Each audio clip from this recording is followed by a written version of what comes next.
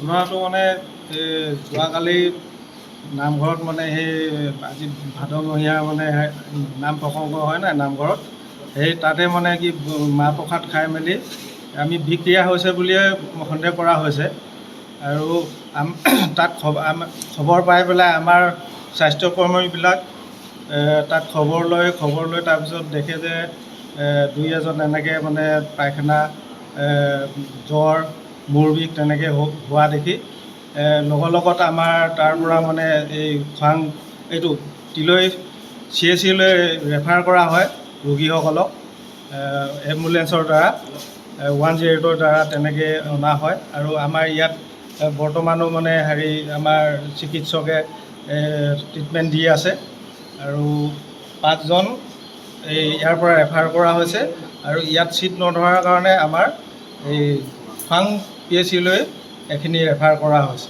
তালৈ নিয়া হৈছে আৰু আমাৰ ৱৰ্কাৰবোৰে খবৰ কৰি আছে যিমান পাৰে মানে আৰু যদি তাতকৈ বেছি সংক্ৰমণ হৈছে বিক্ৰিয়া তেতিয়াহ'লে আৰু ইয়ালৈ অনাৰ ব্যৱস্থাটো কৰি আছে।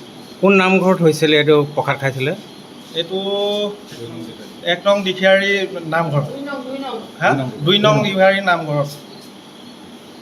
কি কাৰণে হ'ব পাৰে বুলি অনুমান কৰিছে? এইটোতো এতিয়া ইনভেষ্টিগেশ্যনটো কৰিলেহে গম পোৱা যাব।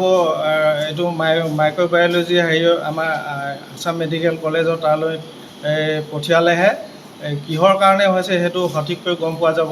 সদ্যহতে মানে কি আমি বুট মাহত বা মগু মানে মাহ প্ৰসাদতে কিবা বিক্ৰিয়া হৈছে বুলি আমি সন্দেহ প্ৰকাশ কৰিছোঁ। কিমান বয়সৰ গোটেইকেইজন ৰোগীখিনি যিখিনি আহিছে? চব বয়সৰে আছে, সৰুৰ পৰা ডাঙৰলৈকে আছে। মানে যিখিনিয়ে মাহ প্ৰসাদ খাইছিলে তেওঁলোকৰ মানে প্ৰায়ে মানে এই বিক্ৰিয়া হৈ পেলাই হৈছে। আজি প্ৰায় দিনৰ প্ৰায় 11-12মান বজাৰ পৰা আমাৰ হস্পিটেললৈ মৰাণ দিঘাৰী এলেকাৰ পৰা এজনকৈ পেচেণ্ট আহিব। তেওঁলোকৰ কিছুমানৰ অসুবিধা আছিলে বমি, পায়খানা, পেট আৰু কিছুমানৰ জ্বৰ, মূৰ বিষ আৰু গাৰ দুৰ্বলতা। পিছত যেতিয়া এজনকৈ অহাৰ পিছত আমি গম পালোঁ নহয় তেওঁলোকৰ এই যোনখিনি এইখিনি দেখাইছে লক্ষণবোৰ দেখাইছে তেওঁলোকৰ বেছিভাগেই এই নামঘৰত যোৱাকালি বুট মাহ খাই পেলাই আৰু আজি ৰাতিপুৱাৰ পৰা তেওঁলোকৰ পৰা লক্ষণ দেখা দিছে। এতিয়ালৈকে আমাৰ ইয়াত প্ৰায় 40জনমান পেচেণ্ট আহিলে, হয়তো তাতকৈ 2জন বেছি হ'ব পাৰে আৰু তাৰে আমি 5জন পেচেণ্ট আছাম মেডিকেল কলেজলৈ ৰেফাৰ কৰিছোঁ আৰু যিহেতু আমাৰ ইয়াত পেচেণ্টৰ সংখ্যা বহুত বেছি হৈ গ'ল যে আমি নোৱাৰিলোঁ তাৰে কেইজনমান পেচেণ্ট আমি খোৱাং PHCলৈ পঠিয়ালোঁ আৰু প্ৰায় 12জনমান পেচেণ্ট খোৱাং PHCলৈ পঠিয়ালোঁ আৰু 3জন পেচেণ্ট আমি মানে ট্ৰিটমেণ্টৰ কাৰণে পঠিয়ালোঁ তেওঁলোকৰ স্বাস্থ্যৰ অৱস্থা কেনেধৰণৰ? বেছিভাগৰ স্বাস্থ্যৰ অৱস্থাটো ষ্টেবলে হয়, ইমান ক্ৰিটিকেল কণ্ডিশ্যন কাৰো নাই, কিন্তু কেইজনমান অকণমান এই পায়খানাটোৰ কাৰণে হওক বা জ্বৰটোৰ কাৰণে হওক অকণমান দুৰ্বল হৈছে আৰু তেওঁলোকৰ চিকিৎসাবোৰে তেওঁলোকৰ লক্ষণবোৰ সাম কাটাব পৰা নাই, সেইকাৰণে তেওঁলোকক আমি আছাম মেডিকেল কলেজলৈ ৰেফাৰ কৰিলোঁ। এতিয়া ৰোগী আহি আছে নেকি? ৰোগী এতিয়াও 1-2জনকৈ আহি আছে আৰু আমি খবৰ পোৱা মতে আৰু কেইজনমান আহিব চাগে ৰাতি। বিশেষকৈ আপোনালোকে কি সন্দেহ কৰিছে? বুট খোৱা নামঘৰত বুট খোৱাৰ কাৰণে বিক্ৰিয়া হৈছে? নিশ্চয় কাৰণ তেওঁলোকে চবৰে এটাই হিষ্ট্ৰী আছে যে তেওঁলোকে চবৰে কালি গৈ কোনোবাই নহয় কোনোবাই নামঘৰত বুট খাইছে, তাৰে কাৰোবাৰ পায়খানা হৈছে আৰু কাৰোবাৰ জ্বৰ, মূৰ বিষ আৰু গাৰ বিষ তেনেকুৱা ধৰণৰ। কি কাৰণে হ'ব পাৰে বুলি অনুমান কৰিছে এইটো? হয়তো সেই বুটখিনিতে কিবা এটা থাকিব, হয়তো তাত মিহলি হোৱা হয়তো ধোৱাতেই হওক বা তেনেকেই হওক, পানীৰ পৰাও হ'ব পাৰে, নহ'লে সেই বুটখিনিৰ কিবা ৰাসায়নিক পদাৰ্থ যদি তাত মিহলি হৈ আছে সেইখিনিৰ পৰাও হ'ব পাৰে। এতিয়া মানে আজি এই অৱস্থাতে সেইটো ক'বলৈ অকণমান অসুবিধা। এইখিনি অকণমান ইনভেষ্টিগেশ্যন কৰাৰ পিছত আৰু সেই দোকানখন য'ৰ পৰা আনিছিলে সেইখিনি চিজ কৰি সেইখিনি আকৌ পৰীক্ষা নিৰীক্ষা কৰাৰ পিছতহে সেইখিনি সবিশেষ হ'ব পাৰে। খানাটো খাই মেলি চবৰে এনেকুৱা কণ্ডিশ্যনটো হৈছে। চব পেচেণ্টৰ কণ্ডিশ্যনটো ইমান বেয়া দেখা নাই, কিন্তু কিছুমান পেচেণ্টৰ বৰ বেছিকৈ লুজ মোশ্যন আৰু সেইবিলাক বেছিকৈ হৈছে, আমি ৰেফাৰ কৰিবলগীয়া হৈছে। কেইজনক আপোনালোকে ৰেফাৰ আমাৰ কৰিছে? ইয়াত আমি 10-15টা পেচেণ্টমান ভৰ্তি কৰি থৈছোঁ, আমাৰ আগৰ পৰাও পেচেণ্ট আছিলে আৰু বাকী পেচেণ্টবিলাক আমি ডিব্ৰুগড় মেডিকেল বা খোৱাং ব্লক CHC সেইবিলাকতো ৰেফাৰ কৰা হৈছে, লেঙেৰী মডেল হস্পিটেল সেইবিলাকত ৰেফাৰ কৰা হৈছে, যিহেতু আমাৰ ইয়াত ছিট নাই ইমান। টোটেল কিমানজন হ'ব? টোটেল কিমানজন?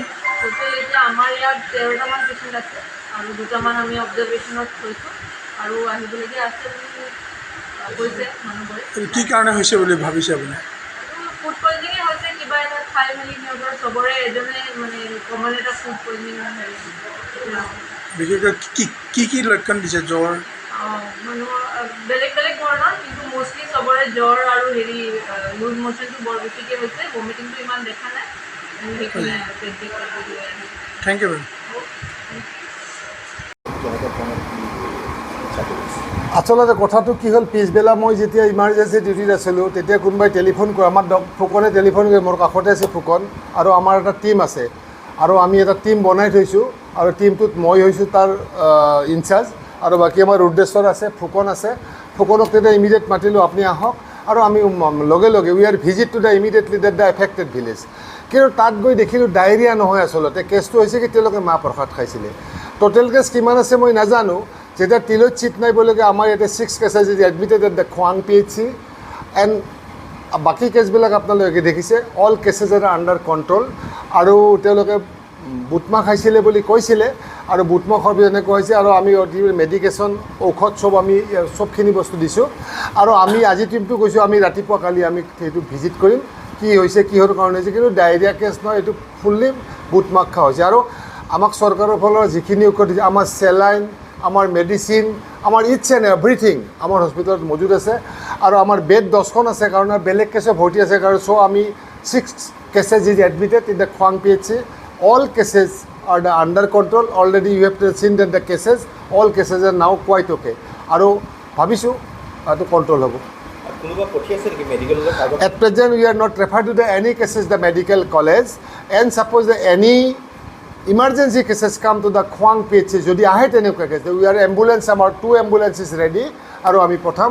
আৰু আমি যিখিনি কেছ এতিয়া ইয়াত চাইছোঁ, all cases আমি আমাৰ ফালৰ পৰা আমাৰ এম্বুলেঞ্চেদি we are the leave all the patient in the own residence, তেওঁলোকৰ ঘৰত আমি পঠাই দিম এতিয়া। আৰু আমি ৰাতিপুৱা full team with the medication we are tomorrow we are visit to the dead village. গাঁওখনৰ কি আছিলে ছাৰ? 2 নং দিখাৰী, 2 নং দিখাৰী, 1 নং দিখাৰী, এইটো কেছ। কিন্তু এটা ইম্পৰ্টেণ্ট কথা হৈছে এইটোকে, যিবিলাকে মুখমুখ কিছুমানৰ কিন্তু আকৌ বমি হোৱা নাই, কিছুমানৰ জ্বৰটো সাংঘাতিক হৈছে। গতিকে আমি ভাবিছোঁ সেইটো এফেক্টৰ কাৰণে যে আমি সেইটো লাইনতে ট্ৰিটমেণ্ট, আমাৰ SDMO লাগি আছে, মই নিজে আছোঁ, মোৰ টীমৰ মানুহ ৰুদ্ৰেশ্বৰ আছে, আমাৰ এইটো ফুকন আছে, আমাৰ এক্সট্ৰা নাৰ্ছ আমি ডেপুট কৰিছোঁ আজি। আমি টোটেল আমি ছাৰ্ভে কৰি আছোঁ, আৰু আমি ৰাতিপুৱালৈ চাওঁ কি হয়, আমি ৰাতিপুৱা স্পটত যাম। যিকোনো খবৰৰ বাবে যোগাযোগ কৰক 7099017330, লগতে 7099017110 নম্বৰত।